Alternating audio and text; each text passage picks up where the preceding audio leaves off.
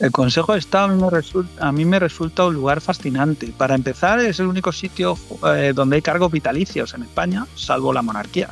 Es un cuerpo muy pequeño y muy endogámico para empezar, porque es muy difícil, te tiene que preparar alguien de los que está dentro, te tiene que preparar la oposición. El puesto de vitalicio es el que todo el mundo aspira, porque son como 130.000 euros de sueldo, rango de secretario de Estado, coche, secretaria, chofer, y nadie te para por la calle, nadie te molesta, van un día a la semana y directamente no es que te jubiles ahí, es que te mueres ahí. Ha habido gente que se ha muerto ahí. Hubo un caso, un momento a principios de en los años finales del gobierno Zapatero, ya en plena crisis, que había dos consejeros allí que no se querían jubilar y tenían más de 90 años.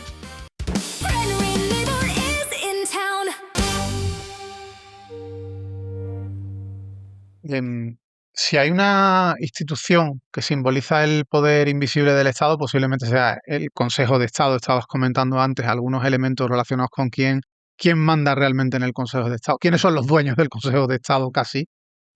La mayoría de ciudadanos realmente apenas saben qué es el Consejo de Estado, ¿no? El ¿Qué Consejo de Estado función tiene? a mí me resulta un lugar fascinante. Para empezar, es el único sitio donde hay cargos vitalicios en España, salvo la monarquía. Y hay cargos vitalicios, los consejeros permanentes, ellos se llaman consejeros permanentes, vamos, se llaman oficialmente consejeros permanentes, yo creo que porque vitalicio igual cambiaría un poco, que Ya feo, sí. eso se creó, ellos apelan mucho a la tradición, pero ese puesto lo había creado Franco en los años 40 y luego lo quitó. Franco lo quitó, dijo, vitalicio no, y les puso, no sé si a 70 años, pero en ese tiempo no se murió nadie, total, que nadie cumplió esa edad, total, que cuando llegó la transición, estaban en un limbo, aunque había cambiado la ley, ellos seguían. Entonces, Miguel Herrero y Rodríguez de Miñón pactó con Gregorio Pérez Barba recuperar los puestos vitalicios. Entonces, pactó meter en la Constitución el Consejo de Estado, metieron un artículo muy breve, con lo cual eso está ya blindado ahí como órgano independiente del gobierno. Y luego en la ley que lo desarrollaba metieron los consejeros vitalicios que Franco había suprimido. Poco después, el padre de Gregorio Pérez Barba fue nombrado consejero vitalicio. Gregorio Peces Barba y del Brío, que había sido un jurista represaliado por Franco, que murió en los años 90 estando en activo, y ahora lo es Miguel Herrero y Rodríguez de Miñón, que era letrado del Consejo de Estado, que ha sido, y que ahora ocupa uno de esos puestos vitalicios. Entonces, lo que mandan, lo que hablamos, los letrados tienen muchísimo poder. Federico Trillo Figueroa Martínez Conde es letrado del Consejo de Estado. Él cuenta en sus memorias que su padre le preguntó qué quería ser. Su padre había sido alcalde de Cartagena, estamos hablando de principios de los 70, y era alcalde de Cartagena con Franco, y le preguntó, y él dijo, letrado del Consejo de Estado, y entonces le presentó a Miguel Herrero Rodríguez de Miñón, que había sido de él. En las anteriores oposiciones le dijo, pues yo te preparo. Ahora la hija de Trillo es letrada del Consejo de Estado, y es un cuerpo donde hay casos, hay una letrada cuyo padre era letrado, su abuelo era letrado y su marido es letrado. Hay dos hermanos que son letrados, los hermanos García Trevijano Garnica, cuyo padre era letrado. Hay otros dos hermanos, Torre de Silva y López de Letona, lo de memoria, me puedo confundir, es que son muchos apellidos. Y su padre era letrado y dos hermanos lo tienen. Y es un cuerpo muy pequeño y muy endogámico para empezar, porque es muy difícil, te tiene que preparar alguien de los que está dentro, te tiene que preparar la oposición. Entonces ya es muy difícil que te prepare alguien si eres y tocas un día la puerta y te apetece. Entonces, lo que decía, el Consejo de Estado estaba ahí, es simplemente que a nadie le ha interesado, porque hemos dicho qué sitio tan aburrido que será esto, ¿no? Que cada 6 meses sale el Consejo de Estado, se opone a no sé qué, pero es un lugar fascinante, es como un cantón mayor del Estado profundo. Pero vamos, eso lo estás planteando claramente como una monarquía hereditaria. Es como si el rey dijera, oye, pues yo he elegido a mi hija mayor para ser reina y la voy a formar para que aprenda. No, es que le toca a ella, lo haga como lo haga. Y ahora en este caso tú me hablas de gente que forma a los suyos, a sus hijos, para que ocupen esas posiciones porque nadie más que ellos son capaces de darle la formación. O sea, yo por mi cuenta o tú por tu cuenta no podrías haberte formado para lograr ganar unas oposiciones a ser miembro del Consejo de Estado. Por mucho que hubieras empollado por tu cuenta, seguro. Yo creo que eligen a sus hijos, a los listos de sus hijos, diría yo. No es Bueno, fácil claro, sí. tampoco que se la saque el sobrino tonto no va a entrar. O sea, yo Bueno, en es eso lo anticipo. la única diferencia de la monarquía, que la monarquía le toca al mayor de los hijos y aquí es al que ellos digan. Eso es, sí, sí, claramente es un cuerpo endogámico al que no van a llegar las becas del gobierno porque, como digo, es un órgano independiente fijado en la Constitución, metido por un letrado del Consejo de Estado, que ahora tiene cargo vitalicio, como lo tiene María Teresa Fernández de la Vega, que fue presidenta, que no es vitalicio, ella era consejero vitalicio cuando dejó de ser vicepresidenta del gobierno. Luego dejó el cargo, que fue muy raro, y se hizo presidenta, que decía, qué raro, porque esto no es vitalicio. El puesto de vitalicio es el que todo el mundo aspira, pues son como 130.000 euros de sueldo, rango de secretario de Estado, coche, secretaria, chofer, y nadie te para por la calle, nadie te molesta, van un día a la semana y directamente no es que te jubiles ahí, es que te mueres ahí. Ha habido gente que se ha muerto ahí. Hubo un caso, hubo un momento a principios de en los años finales del gobierno Zapatero, ya en plena crisis, que había 2 consejeros allí que no se querían jubilar y tenían más de 90 años. Y uno era veterano de la guerra civil. Y entonces no se querían jubilar y les crearon en una disposición final en los presupuestos generales del Estado una pensión para que se fueran en plena crisis, en pleno recortes. Un gobierno progresista les hizo una reforma legal, escondió allí para darles una pensión. Ahora mismo hay un consejero de Estado, consejero permanente, que tiene 96 años. Y no tiene ningún Pero hijo al que colocar ahí para... y está bien él, todo el mundo dice que está muy bien físicamente, pero como digo, no es un poder oculto porque si te vas a la web del Consejo de Estado, buscas los perfiles y buscas quiénes son, están. O sea, es Bueno, pero simplemente que no una cosa, yo creo que lo más importante, que no nos lo podemos saltar para la gente que nos ve. ¿Para qué sirve el Consejo de Estado? ¿Esa gente qué hace?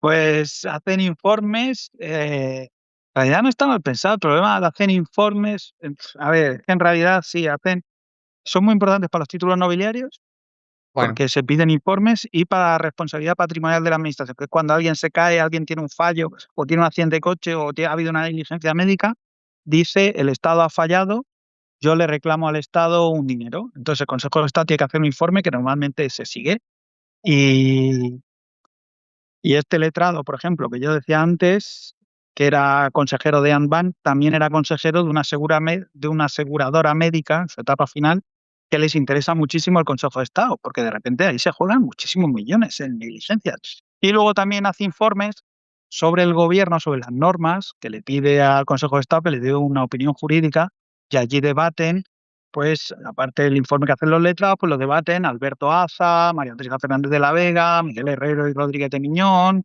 toda esta gente muy con mucha experiencia y muchos cargos y mucho pasado y muchos años, tienen un debate, es un órgano consultivo.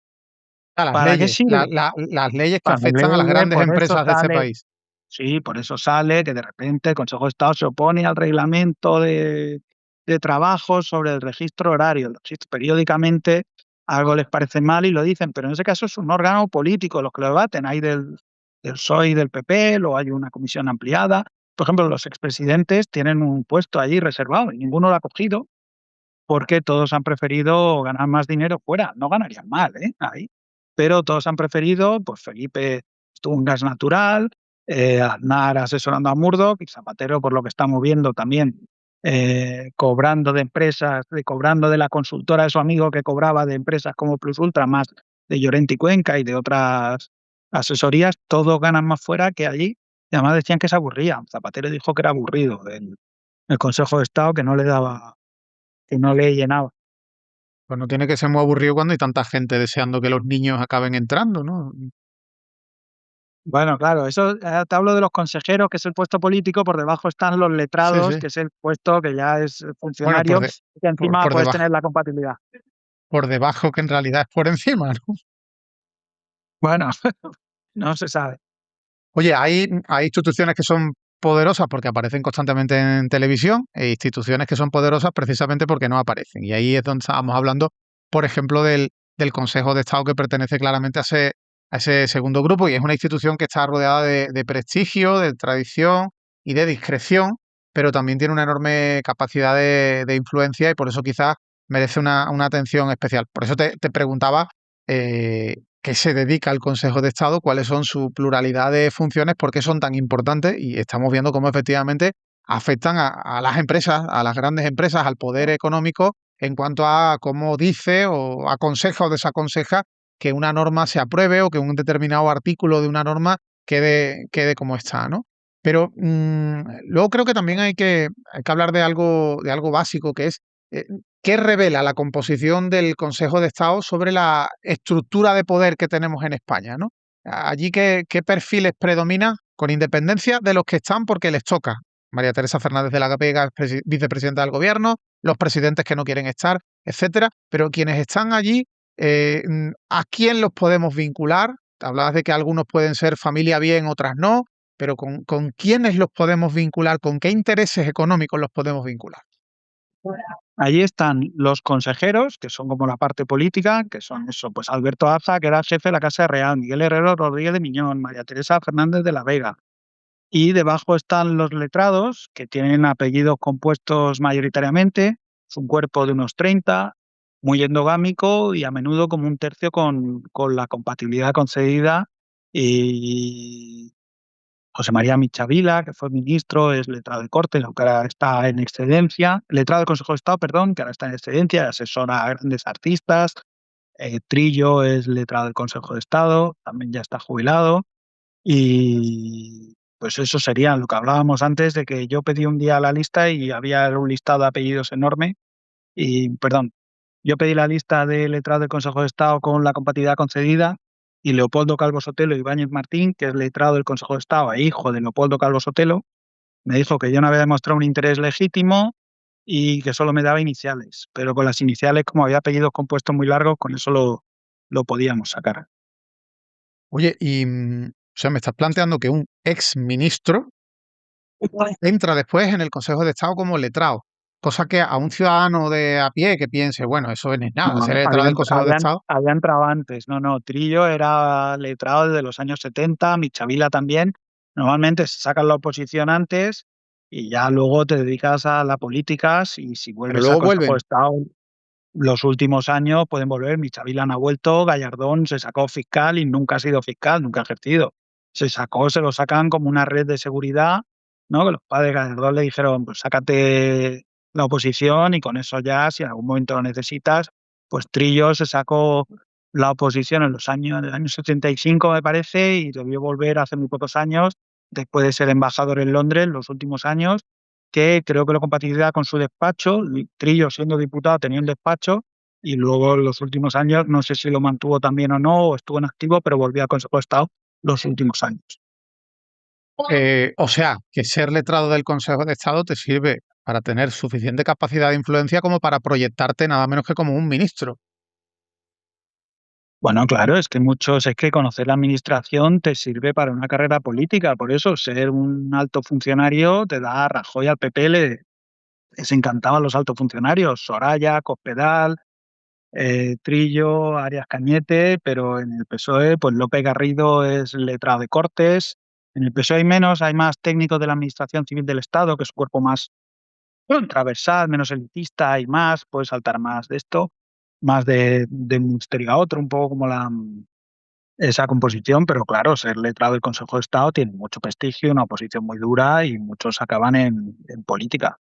Oye, y tú cuando has investigado tantos hechos, más allá de tantos nombres, pero tantos hechos relacionados con decisiones de poder que se toman por parte de los funcionarios en distintos órganos, eh, ¿qué conflictos de interés, o al menos a tu juicio, conflictos de interés más importantes te has encontrado?